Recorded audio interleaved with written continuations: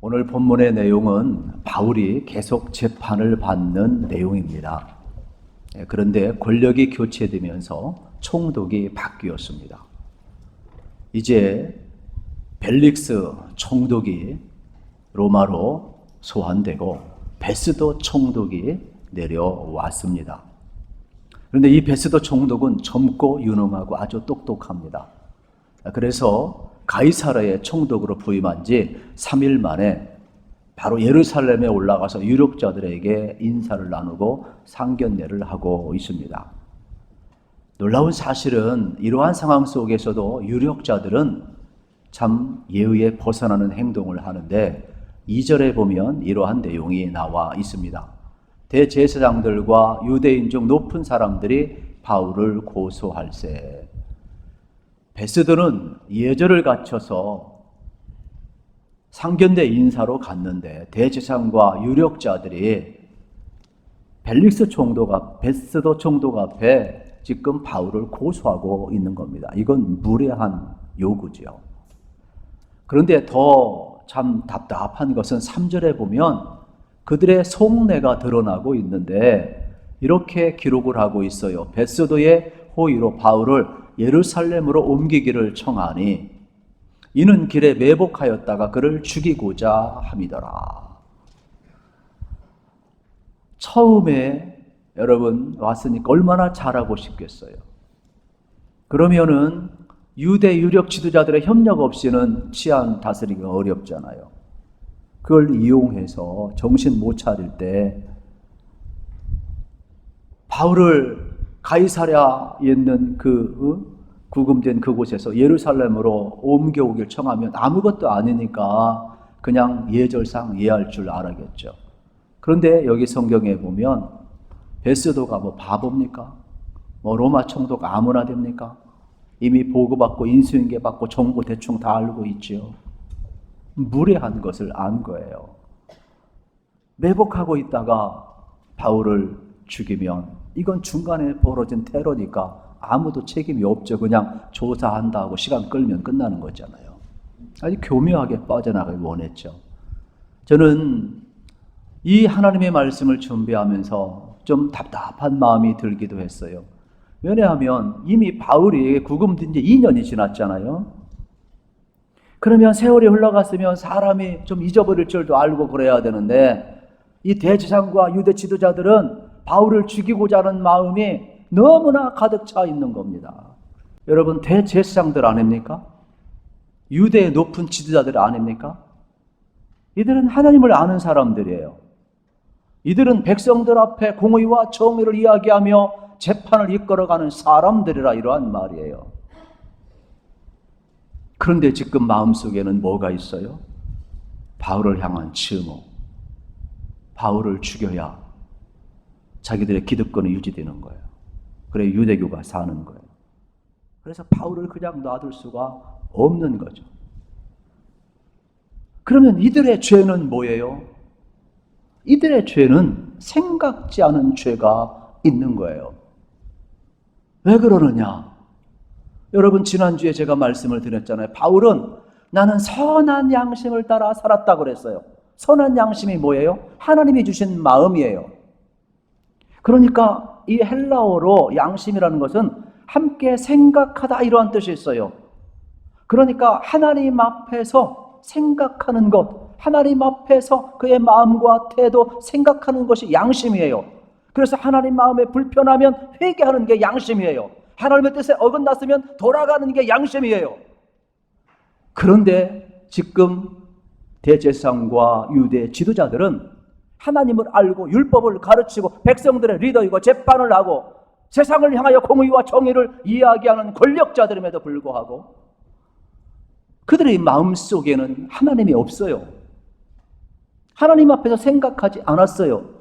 이게 가장 큰 죄예요. 하나님을 생각하지 않은 죄. 그리고 그들은 자기의 생각을 붙든 겁니다. 그리고 그들은 자기들의 기득권을 유지하는 게 정의이고 자기 편에 서야 신이라고 생각하는 거예요. 하나님이 없어요. 율법은 마음을 다하고 뜻을 다하고 성품을 다해서 주 너의 하나님을 사랑하라. 이것이 첫째이고 둘째는 이와 같으니 내 이웃을 내 몸처럼 사랑하라. 여러분, 하나님 사랑과 이웃 사랑의 키워드를 알고 있었다면, 그들이 이 말씀 앞에서 자기 양심을 세우고 생각했다면 이 어떤 마음도 2년이면 녹아지지 않겠어요? 안 녹아지는 거예요. 그러면 그들은 하나님 말씀 앞에서 생각하지 않은 죄가 있음을 우리는 알아야 되는 것입니다. 오늘 우리들도 마찬가지가 되겠죠. 어떻게 살 것인가? 저는 여러분들이 오늘 하나님 말씀을 듣고 하나님 말씀 앞에서 생각하는 복을 누리시기를 축복합니다. 저는 재판을 받고 있는 바울의 모습을 보면서 참 하나님의 사람으로 대단하다. 한 시대에 어떤 영적 그 기품이 있고 또 어떤 예언자적 삶을 살아가고 또 하나님의 사람, 믿음의 사람으로 살아가는 모습이 얼마나 참 선명하게 저는 다가오는지 모릅니다. 우리가 언뜻 읽어보게 되면은 여기에 나오는 대제사장, 유대의 높은 사람들, 벨릭스, 베스도, 천부장, 또 아그리빠, 버니게 수많은 화려한 인물들이 스포트라이트를 받으며 여러분 속에 들어올지 모르지만 가장 초라하게 죄인의 모습이요, 남루한 모습이요, 아무도 주목하지 않는 군중 속에 있는 이 고독한 존재처럼 바울이 홀로 서 있는 것 같지만은 저는 오히려 바울이 얼마나 다이아몬드처럼 빛나게 보이는지 몰라요. 그래서 이 말씀을 보게 되면은 도대체 바울이 어떠한 여러분 믿음을 가졌기 때문에, 어떠한 신앙을 가졌기 때문에, 도대체 바울이 어떤 가치를 가지고 살기 때문에 이렇게 긴 세월 동안 재판을 받고 억울한데 이렇게 당당할 수 있을까? 저는 생각을 다시 한번 해보게 됩니다. 그래서 오늘 우리의 삶도 이러한 삶을 좀 살아가야 되겠는데, 성경에 보게 되면은 이 예언자적 삶을 살아가는 그러한 사람들의 형태를 보면 특별히 구약 성경에서는 항상 하나님의 언약, 하나님의 말씀이 있습니다. 그래서 예언자적 삶을 살아가는 사람들은 하나님의 언약의 말씀이 있어서 하나님과 백성 사이를 항상 연결을 합니다. 그리고 하나님의 말씀을 항상 선포를 합니다. 그리고 하나님의 백성들이 하나님의 뜻대로 살지 아니하면 심판을, 여러분, 멸망을 선포합니다. 사람 듣기 좋은 소리 안 합니다. 그리고 그들이 회개하였을 때에는 어떻게 합니까? 회개하고 돌아올 때는 구원과 회복을 약속해 주고 있습니다. 우리 그리스도인들이 이 땅을 살아가면서 어떠한 삶을 살아가야 될까요? 여러분, 세상 핑계 되겠습니까? 나는 직장인이기 때문에 위에서 하라겠다고 그냥 하시겠습니까? 세상이 타락했으니까 그냥 눈 감으시겠습니까? 정말로 여러분, 바울이 이 불의한 세상 사람 앞에서, 불의한 구조 앞에서, 불의한 권력 앞에서, 불법 재판 앞에서 어떻게 살아가는가를 봐야 돼요. 우리 그리스도인들이 이 땅에서 어떻게 살아가야 하는가를 생각해야 된다, 이 말입니다. 믿음대로 산다는 게 뭐냐? 생각 없이 사는 게 믿음대로 사는 게 아닙니다. 믿음대로 산다는 것은 예수 그리스도를 바라보고 예수 그리스도를 생각하고 언약의 말씀에 붙들려서 생각하며 살아가는 사람이 믿음의 사람인 것이지, 그냥 믿습니다고 무대포로 살아가는 사람은 그거는 자기 신념에 살아가는, 자기 철학에 살아갈 사람이에요. 그건 세상 사람도 할 수 있어요.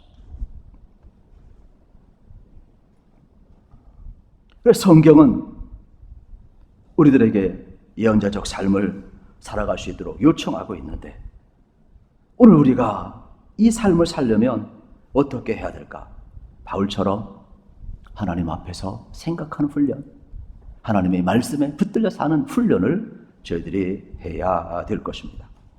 실질적으로 이 재판이 진행되는 것은 아니지만은 이제 새롭게 총독이 되었으니까 베스도가 이 문제를 어쨌든 인수인계 받았으니까 풀어야 됩니다.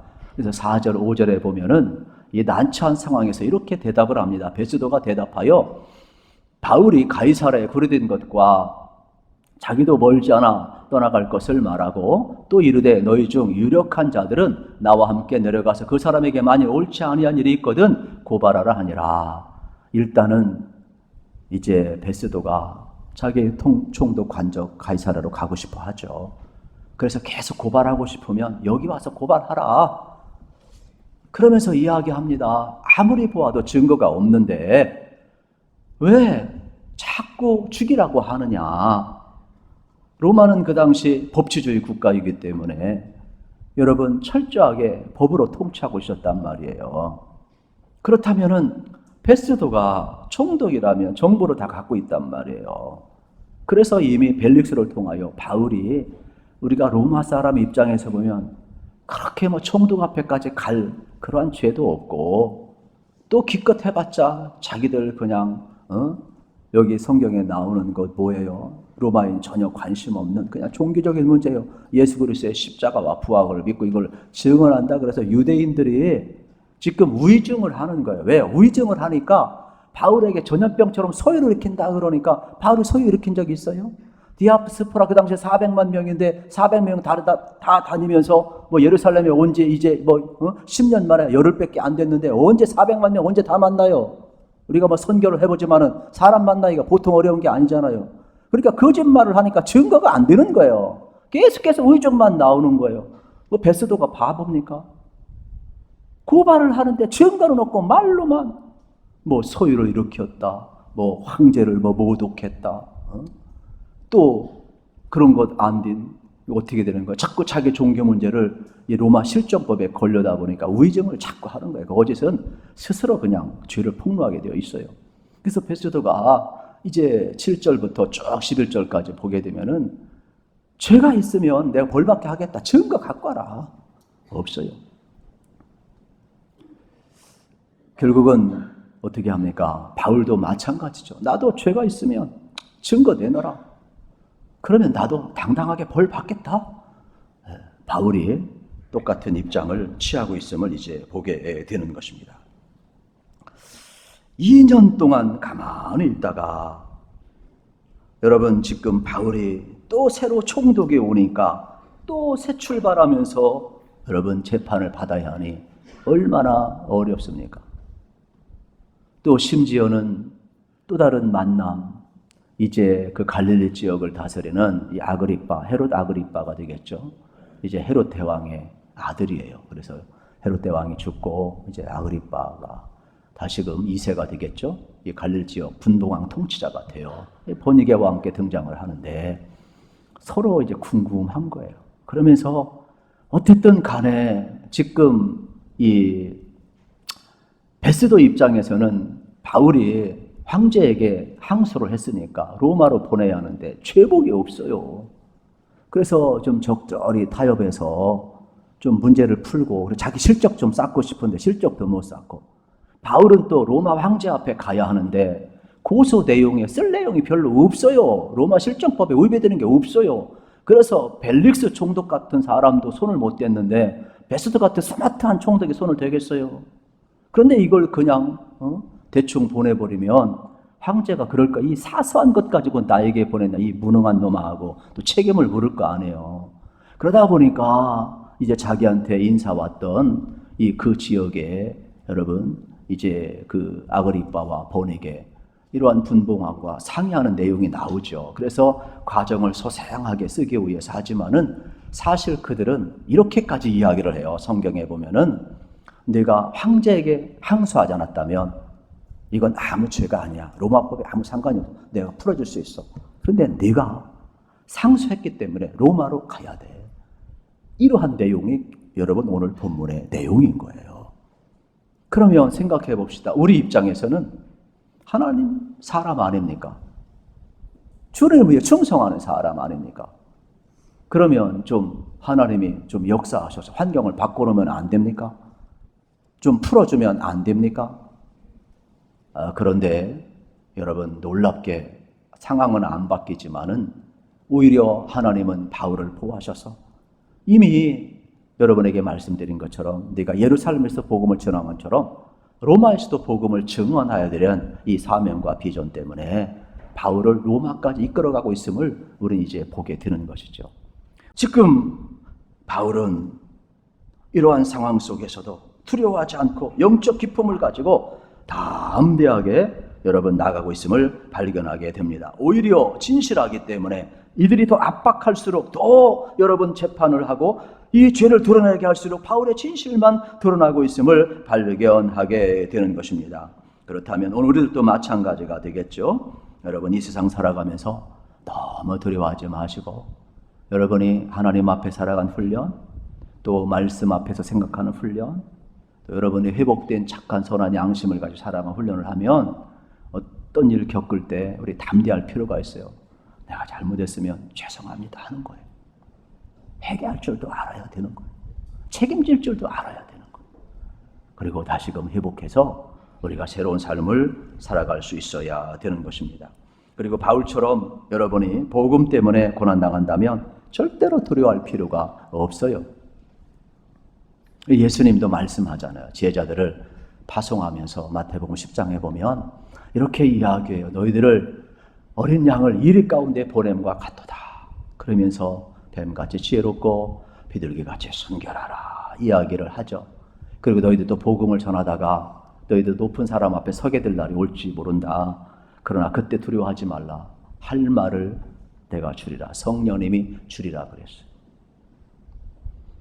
여러분 성령 받고 나서 베드로 같은 사람도 여러분 할 말이 있었잖아요.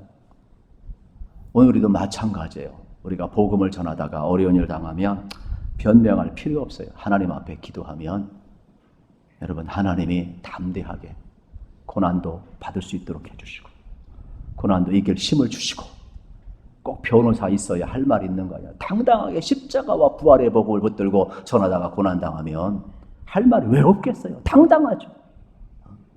내가 사람 말 듣는 게 옳은가 하나님 말 듣는 게 옳은가 당당하게 외칠 수 있는 것 아니겠어요? 또 고난 받으면 영광 아니겠습니까?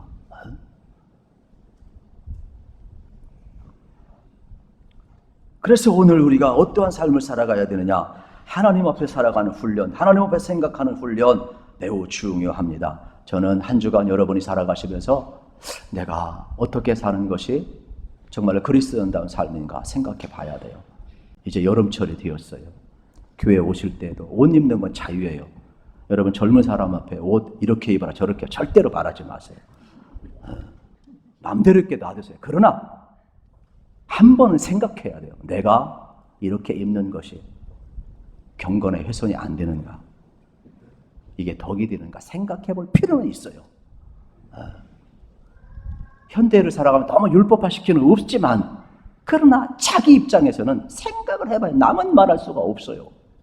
그러나 자신은 생각을 해야 돼요. 자신. 생각하는 훈련. 이것이 하나님 앞에서 살아갈 수 있는 아름다운 모습이 되겠죠. 13절, 19절 여러분이 꼭 한번 읽어보시기를 바라고요. 제가 바로 23절로 그냥 넘어가도록 하겠습니다. 이 23절에 보게 되면 독특한 장면이 하나 나오는데 그게 바로 뭐냐? 우리 같이 한번 읽겠습니다. 시작! 이튿날 아그리빠와 버니게가 크게 위엄을 갖추고 와서 천부장들과 시중의 높은 사람들과 함께 접견 장소에 들어오고 베스도의 명으로 바울을 데려오니 여기 대단한 사람 등장합니다. 여러분 이제 헤롯의 아들이죠. 아그리빠가 되겠는데 부인 버니게가 되겠습니다. 그런데 이 헤롯 왕도 그렇고 이 아그리빠도 그런데 뭐 세례 요한 목을 친 사람들, 야고보 목을 친 사람들이거든요. 그러면 그의 아들이 뭐 별 볼 일 있겠습니까? 똑같이 그런 게 있지요. 그리고 옆에 있는 이 버니게는 역사가에 보면 외모가 참 뛰어났고 이뻤나 봐요. 그런데 이게 문란해가지고 이제 이 숙부하고 결혼했어요.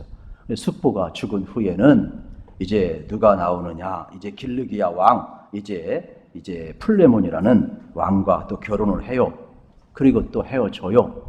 그리고 다시금 이제 이 갈릴리에 와가지고 아그리빠하고 연문을 뿌리고 있는데 이게 누구냐? 이봉두이에요. 이봉두이. 그러니까 백성들 앞에는 이게 안 맞죠. 그리고 나중에 주 70년경에 티토 장군이 로마에서 군대를 데리고 와서 예루살렘을 무너뜨리잖아요. 이때에도 너무 미모가 출중하니까 이 티토 장군이 이제 자기 부인으로 맞이해요. 그런데 티토 장군은 황제가 되고 싶은 꿈이 있어가지고 예루살렘을 떠날 때 이 여인을 그냥 예루살렘에 두고 떠나게 되는 거죠. 말년은 그렇게 좋지 않습니다. 여러분, 겉으로 볼 때에는 여러분 여기 보세요. 대단한 사람들이에요. 권력자들이에요. 화려한 사람들이에요. 그런데 너무 냄새나잖아요. 그런데 이들이 지금 바울을 재판하고 있어요. 여러분, 죄 없는 바울을 딱 세워놓고 아무리 찾아도 찾을 수가 없는 거예요. 지금 2000년의 세월이 흘러갔어요. 우리는 성경을 들여다보고 있어요. 여러분, 누가 진실합니까? 누가 빛납니까? 어두운 하늘에 빛나는 별처럼 그 시대에 찬양했던 사람들이 빛납니까? 아니면 그 시대에 예수 때문에 십자가의 길을 걸어가고 고난의 길을 걸어가고 억울하고 누명을 쓰고 재판을 받고 있는 이 연약한 바울이 빛나고 있습니까? 진실은 세월이 흘러가도 빛나게 되어 있는 겁니다. 왜 영적 기쁨이 바울에게 있을까요? 예수 그리스도 안에 거하고 있기 때문에 그런 겁니다. 그는 오직 십자가가 부활이 그의 세계 전부 이후에 살 이후에 십자가 은혜 없이는 자기가 살 필요도 없고, 여러분 예수님을 증언하기 위해 자기의 전 세계고 사백이고 이미 주님이 준 비전 아니겠습니까? 오늘 우리가 바울처럼 살기 위해서는 어떻게 해야 될까요? 바울의 그 신앙의 모습을 우리가 좀 볼 필요가 있는데, 데살로니가 후서 1장 4절부터 여러분 9절에 보면 바울의 믿음이 드러나요. 이거 읽고 끝나겠습니다. 같이 한번 읽겠습니다. 시작. 그러므로 너희가 견디고 있는 모든 박해와 환난 중에서 너희 인내와 믿음으로 말미암아 하나님의 여러 교회에서 우리가 친히 자랑하노라. 이는 하나님의 공의로운 심판의 표요 너희로 하여금 하나님의 나라에 합당한 자로 여김을 받게 하려 하매니 그 나라를 위하여 너희가 또한 고난을 받느니라. 너희로 환난을 받게 하는 자들에게는 환난으로 갚으시고 환난을 받는 너희에게는 우리와 함께 안식으로 갚으시는 것이 하나님의 공의시니 주 예수께서 자기의 능력의 천사들과 함께 하늘로부터 불꽃 가운데 나타나실 때에 하나님을 모르는 자들과 우리 주 예수의 복음에 복종하지 않는 자들에게 형벌을 내리시리니 이런 자들은 주의 얼굴과 그의 힘의 영광을 떠나 영원한 멸망의 형벌을 받으리로다. 아멘. 바울은 지금 내가 고난당하지만 하나님의 공의로운 심판을 믿었어요. 불의한 자들이 지금 권력을 이룬 것 같지만 하나님이 그들을 반드시 형벌 줄 것을 믿었어요. 연약한 자를 회복시키시고 여러분 공의의 판단을 하실 분 하나님을 믿기 때문에 바울은 당당한 거예요. 오늘도 우리 믿어야 됩니다. 우리는 세상의 권력자가 세상을 통치하는 게 아니에요. 하나님의 주권을 믿으시기를 축복합니다. 하나님은 이 불의한 자들을 통하여서도 바울의 진실을 드러냅니다. 그리고 죽음 앞에서 두려워하지 않는 이 바울, 십자가와 부활의 복음에 붙들려서 로마까지 서야 되고 땅 끝까지로 책임지기 위하여 그 사명과 비전을 위하여 결코 자기 전에 타협하지 않냐고 믿음의 길을 걸어가는 이 바울의 기쁨을 우리에게 지금 보여주고 있는 거예요. 우리가 이 시대에 어떻게 살아가야 되겠어요? 우리 그리스도인들입니다. 우리가 잘못해서 욕먹으면 회개하고 용서를 구해야 돼요. 그러나 복음 때문에, 예수님 때문에 우리가 선을 행하다가 여러분 구주적으로 부딪히고 어려운 일 당하는 건 당당해야 돼요. 저는 여러분 속에 예수가 계시고 여러분 하나님의 다스림을 확실히 믿으셔서 여러분이 하나님 앞에 생각하는 훈련, 그래서 하나님의 말씀을 붙들고 정말로 하나님 기뻐하는 모습으로 살기 위해 결단하시고 당당히 나가시기를 우리 주님의 이름으로 축복합니다.